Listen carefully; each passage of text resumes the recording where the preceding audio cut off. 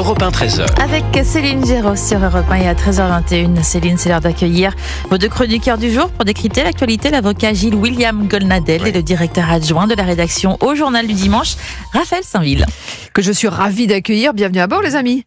On est vendredi, on est voilà. aussi, hein, voilà. nous. C'est la fin de semaine et on ne s'est pas ennuyé encore cette semaine. C'est passé très vite. Ouais. Et j'avais envie de commencer par cette nouvelle agression des policiers de la brigade territoriale de contact de la Courneuve en Seine-Saint-Denis ont été violemment agressés par une vingtaine d'individus alors qu'ils tentaient d'interpeller un homme. Ça s'est passé dans la cité des 4000.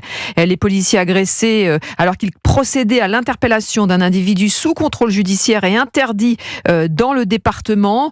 Encore une agression contre les forces de police. On banalise finalement presque cette ultra-violence. Voilà, vous me l'enlevez de la bouche. Et pardon, on ne devrait pas s'y habituer.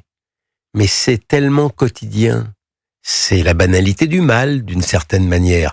On ne peut pas reprocher à l'État, là, le fait que le type a une interdiction de séjour et qu'il ne la respecte pas. Hein. C'est pas dans tel département.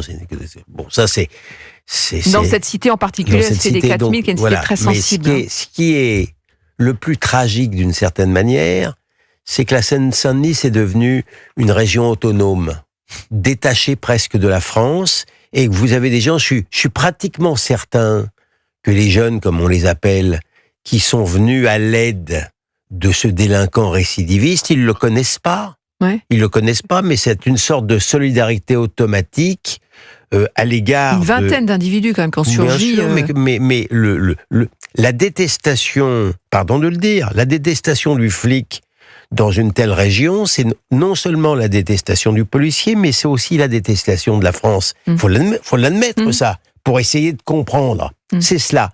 Donc voilà, c'est énième. Alors moi je veux bien qu'on parle de police de proximité, mais comment voulez-vous avoir de la proximité dans une telle adversité? Dans un quartier, pour le coup, la cité des 4000, c'est vraiment particulier, Raphaël Saint-Ville. Oui, parce qu'en fait, bouillante. Le sujet, bien sûr, qu'on pourrait évoquer les violences que subissent la police, mais le vrai sujet, il a été évoqué par Gilles William, c'est ces territoires, c'est ce que l'on dit territoires perdus de la République depuis maintenant plus de 20 ans. Les no-go zones, à un moment donné. Ces no-go zones, ouais. C'est vrai que ce sont des isolats où s'exerce un autre droit. C'est même plus des zones de non-droit, c'est vraiment, il y a quelque chose d'autre qui s'est installé avec des règles qui leur sont propres. Et effectivement, la police, non seulement n'y est pas bienvenue, elle y est même interdite. Ce qui est sidérant, c'est de voir que ce sont les policiers qui se retrouvent à l'hôpital. Alors certes, il y a un des gamins qui s'y retrouve également. Mais l'essentiel de ceux qui ont agressé les policiers aujourd'hui sont en liberté et continuent probablement leur trafic dans la cité des 4000.